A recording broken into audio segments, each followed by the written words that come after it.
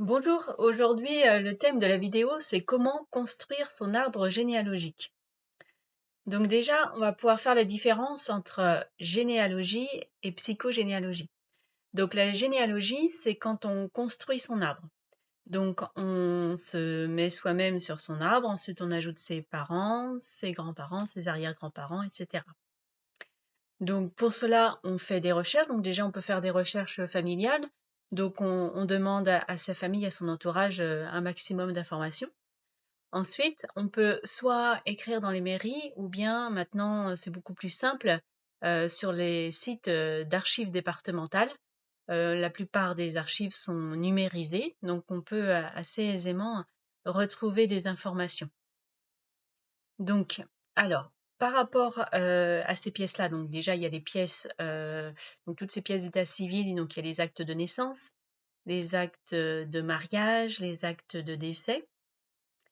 Et avec toutes ces informations-là, on va pouvoir construire son arbre plus ou moins facilement en fonction s'il y a eu pas mal de déménagements ou de déplacements chez les ascendants. Donc, je vais vous montrer comment on construit son arbre généalogique. Donc, sur les premières lignes, donc par rapport à ce qu'on étudie ensuite en psychogénéalogie. Donc là, je vous ai fait un petit schéma. Donc là, il est très simple. Donc là, on se met soi. Et donc, il y a un petit code. Le rond, c'est pour les filles et le triangle, c'est pour les garçons. Voilà. Donc là, on se met soi. Ensuite, à gauche, on met le côté paternel. À droite, le côté maternel. Voilà. Donc là, le père. Ensuite, on met au-dessus le grand-père paternel, la grand-mère maternelle. Et à droite, on met la mère et au-dessus, le grand-père maternel et la grand-mère maternelle.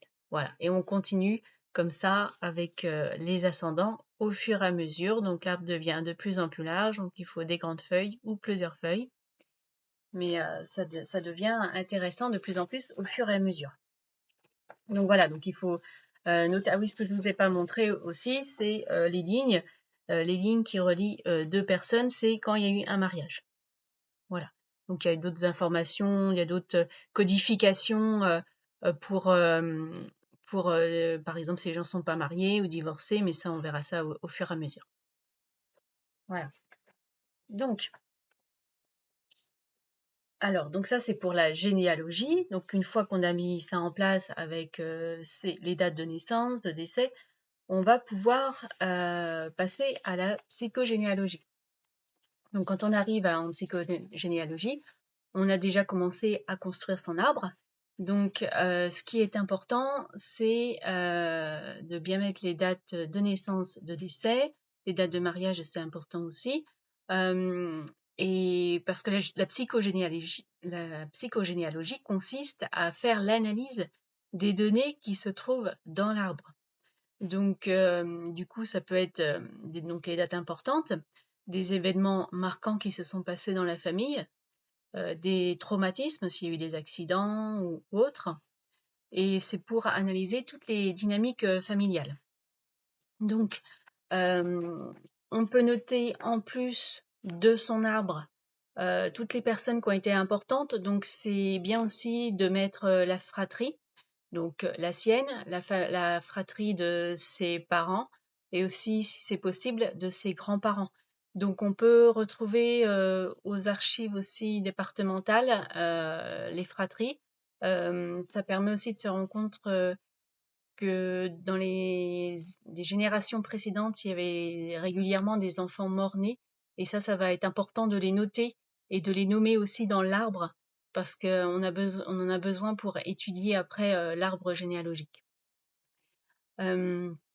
Donc toutes ces voilà, donc les événements marquants, les personnes marquantes dans sa vie, si on a eu une nourrice ou je sais pas moi des instituteurs ou des personnes importantes dans sa vie, ça peut être aussi des animaux si on a eu voilà un animal important dans sa vie, ça peut influencer aussi.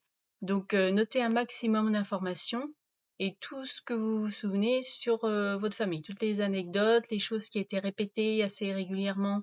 Vous pouvez penser aussi aux repas de famille. Des fois, quand il y avait des repas de famille, les gens racontaient souvent plus ou moins les mêmes anecdotes. Donc ça, c'est des anecdotes importantes pour l'arbre. Donc, notez toutes ces petites informations-là qui seront importantes ensuite pour l'étude de l'arbre. Donc voilà pour aujourd'hui. Je vous laisse à une prochaine vidéo. Au revoir.